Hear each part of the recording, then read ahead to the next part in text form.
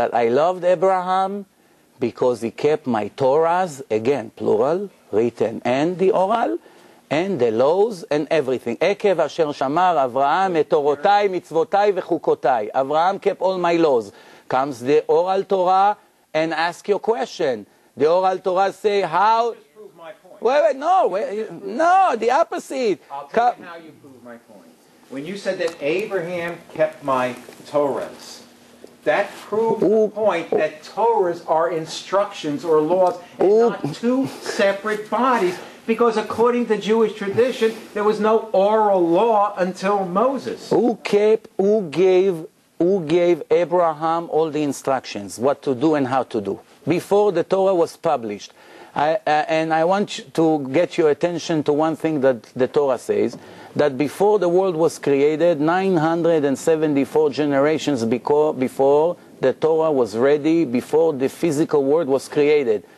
And before everything here started, the divine Torah was already existed.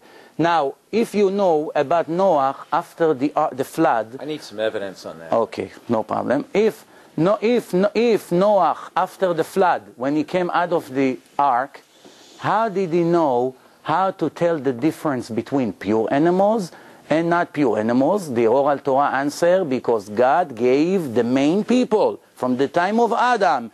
Every person that the Torah highlight had all the laws of the Torah for him and all his followers, until it was published in front of millions of people. And by the way, you should know that even the Sabbath was given a little bit before Mount Sinai. And now, you have to also remember one thing. If a person wanted to keep the laws of the written Torah, every Jew will do it completely different than the other. Now, you know that the Jews were living in exile for more than 2,000 years, until about 60 years ago they started to gather in Israel. You also know there were no internet, no telephones, no communication, and the Jews were spread all over the world with no communication. Now, you also know that when the Yemenites, for instance, way before the destruction of the temple, they went to Yemen. And the Jews were spread all over the world, and they gathered to Israel, as I said, just before Israel became a state. Each one of them brought with him, with his family, thousands of oral laws that did not change a bit. Circumcision in Yemen was the same one in Poland. And the same thing, the Torah. The Jewish Torah have 304,805 letters, much longer than the New Testament, much longer than the Quran. If you go to every synagogue in the world, you tell the rabbi to open the Torah. The Torah is the same Torah. Everywhere you go, you see the same Torah. However, when you want to open up Quran in Kuwait and Quran in Saudi Arabia and Quran in Israel, it's not the same Quran. There are many differences. Same thing the New Testament, as I mentioned to you before. 150,000 differences on the text. Very simple. I'm confused about that. What are you referring to when you say 150,000 different... I'll explain. If I brought the original book now, and there we have, Baruch Hashem, a lot of people here, and each one of them had to take a feather and copy even only 100,000 letters. That's all. Each one has to copy. Now remember, there's no printing machine. So I have to see it from morning to night and write a page, 2 pages. It takes between 1 to 2 years to write a Sefer Torah.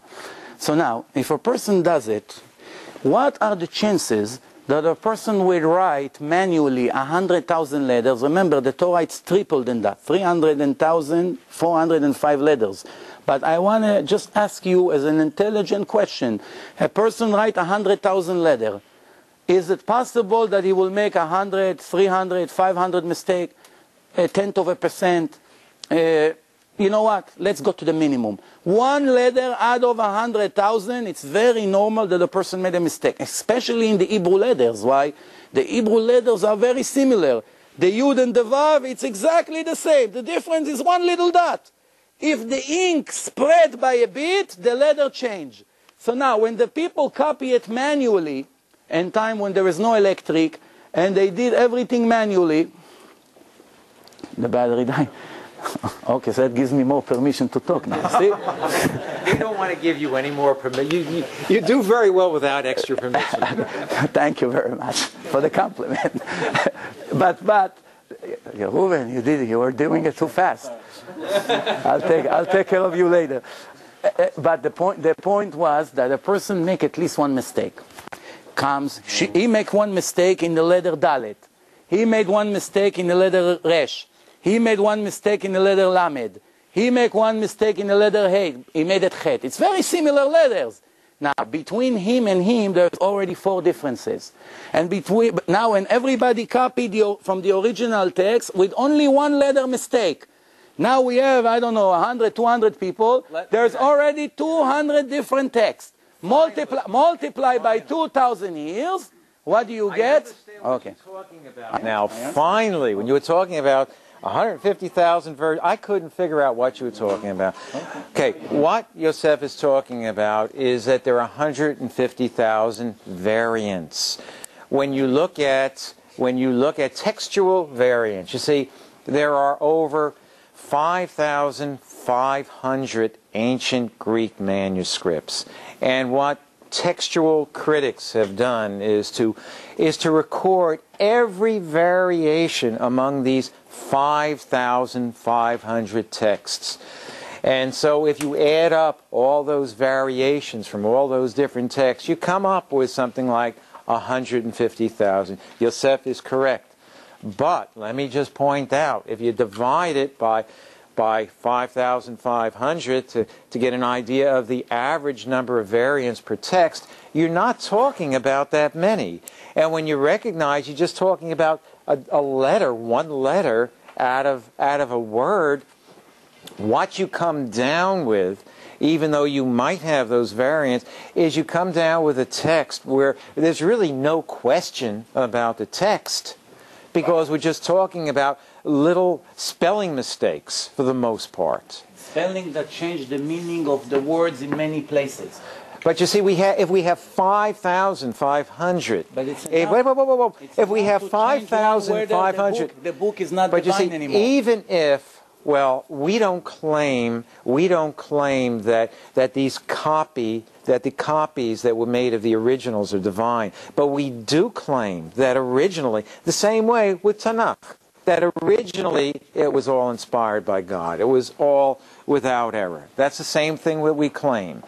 And I would agree with you about those number of errors. But if you're talking about the many different words, and I can't tell you how many different words there are in the New Testament, and you're looking at all those different letters, you're really not talking about a whole lot at all when you're talking about 5,500 texts. In fact, the vast majority of textual critics acknowledge that even with these variations, it doesn't change the meaning of the text in any palpable way. Not according to my sources. According to my sources, and I check the sources in Christian sources. Christians wrote, criticals of the New Testament, not Jews. Because if I will bring you from the rabbis, you say, oh, the rabbis wrote what's good for them. And if you want, I will supply you with those sources. Those 150,000 spelling mistakes, as you call them, change in many places names and dates and complete things from the actual story. Now, if we have one diamond that's worth $100 million, and it's 5-carat, 10-carat diamond, and that's an original one. Each one of the people here took out of his pocket one diamond and threw it at me, and my original diamond fell and got mixed with all of them. And they're all an exact copy of the original one, but they're all Russian fake diamonds. It's very hard to tell the difference, if you know what I mean. Even experts sometimes cannot get fooled by it. Now, it's a fact that one of them is an original diamond. It's worth fortune. Since it got mixed with 150,000 diamonds, even if one of them was really given by God, it's worthless because it got lost. Go find it now. So that's what I'm trying to... Wait. But you're not letting me finish. I'm just about to finish. You cut me. One more sentence. The point is like this. If a book is divine, just that you know, in Torah, if you take a Sefer Torah, when you take it out, everyone rise. If it falls on the floor, people are fasting. We give a lot of respect. It's the book of God. And I'm sure you would rise also as respect to God as giving the Old Testament. But if one letter is missing,